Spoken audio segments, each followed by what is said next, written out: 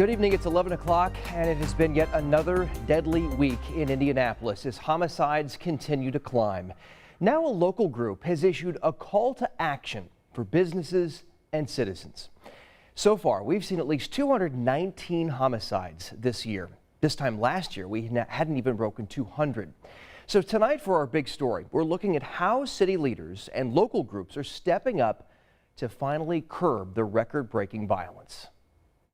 Well, over the next couple weekends, expect to see more flyers like this all over the city, hanging in area businesses, urging people to put down their guns and cease fire. Inside Jersey Shore Barber and Beauty Salon on the east side. Everybody just needs to come together. We'll talk about a real problem in the city. Gun violence and the lives being taken or changed forever because of it. I was 14 when I got shot 3 times. Edward Holmes II is 39 now, but he's never forgotten what happened to him when he was just a kid and the path it led to. For a long time, though, I thought I needed a gun to protect myself, you know. But I had to learn when I went to prison and being away from my family and stuff. That's why Holmes hopes a grassroots movement planned for the weekend of Halloween will convince folks to put down their guns, if only for 3 days. Ceasefire. Ceasefire. That's the message Della Brown believes came from God and woke her out of a sound sleep last month. And I reached out to Ron G, and we've been on the ground getting things going ever since. This is definitely a people's movement. Every door that we knocked on, they said, yeah, we're with it.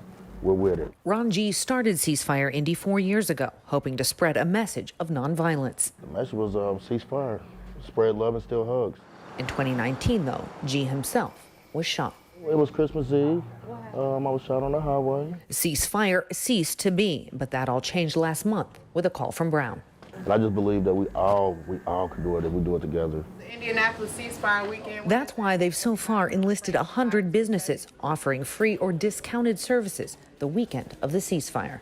Barbershop, beauty salons, restaurants, auto repair services, just different people, bakeries. The idea, get folks in the door and give them a message. The message is unity, but also accountability. That's why business owner Danielle Hurst is getting other local businesses on board. Different people around the city are just fed up, and we all just want to get together and, do our part. For his part, Edward Holmes is willing to share his story and message to those who think violence is the answer. I was a knucklehead. Yeah, and I had to learn the hard way. Don't just get mad and grab a gun. City officials are taking steps to curb the violence as well. Mayor Hogsett announced earlier this week a partnership between Indy and the National Institute for Criminal Justice Reform. The executive director of that institute sums the plan up in 4 steps. Number 1, to identify who is at highest risk. Directly and respectfully communicate to that person, providing intense support and opportunities. A life coach will be assigned, talking or seeing this individual every day over several months. And they'll also focus enforcement for IMPD. Gun violence is tightly concentrated on a small number of individuals who have several high-risk factors. Those individuals are engaged in gun violence and they are identifiable. The violence is predictable and therefore it is preventable. He says this model works. Oakland, California saw a decline in homicides over 6 years.